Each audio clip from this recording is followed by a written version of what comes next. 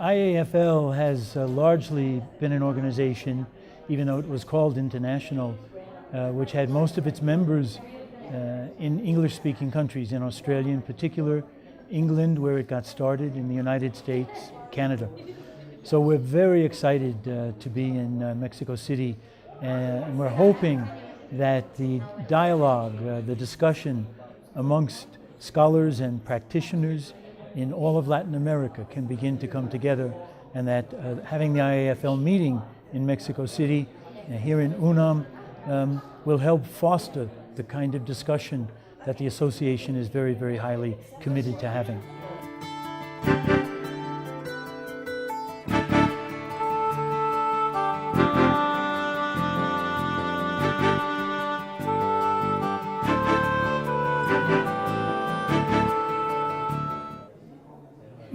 Particularly if we can involve a lot of Mexican scholars and Mexican practitioners, lawyers, judges, linguists, interpreters, then we can begin to extend the kind of analysis that goes on in courts elsewhere into the courts as they evolve into an oral hearing system in Mexico City.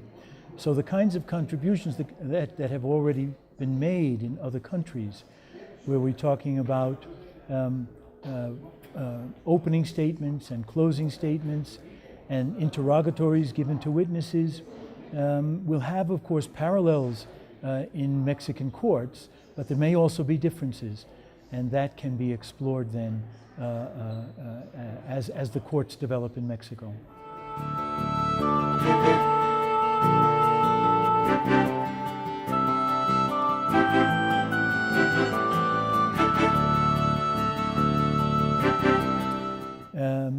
Secondary meaning is less a linguistic concept than a legal concept, so it first has to take its meaning from the legal system, the particular legal system.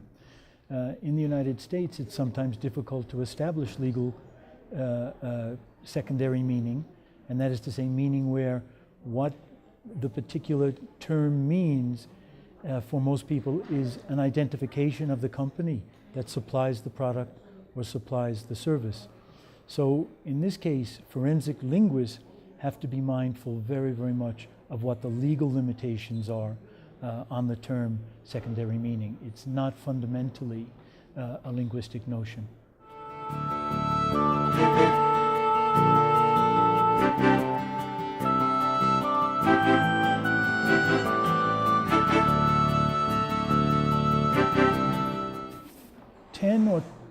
More than that. Let's say 20 or 30 years ago, judges were very cautious about allowing linguists into the classroom, into the courtroom, because they thought that if juries or themselves as judges didn't know the language matters, then it didn't make any sense. If juries didn't know how to handle the language, then what else could they handle?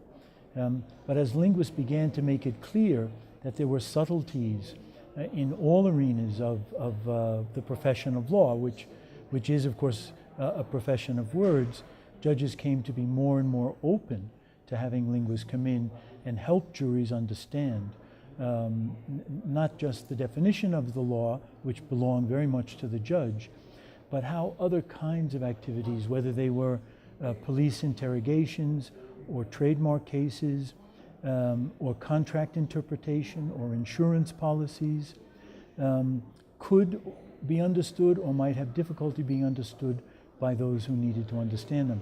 So judges over the years have grown more respective.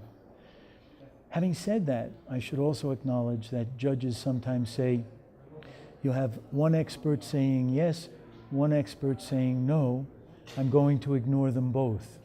But of course the judge has read both opinions. And even when they say, I'm not paying any attention to them, we believe that one of them may have been one or the other, or both, may have been very influential.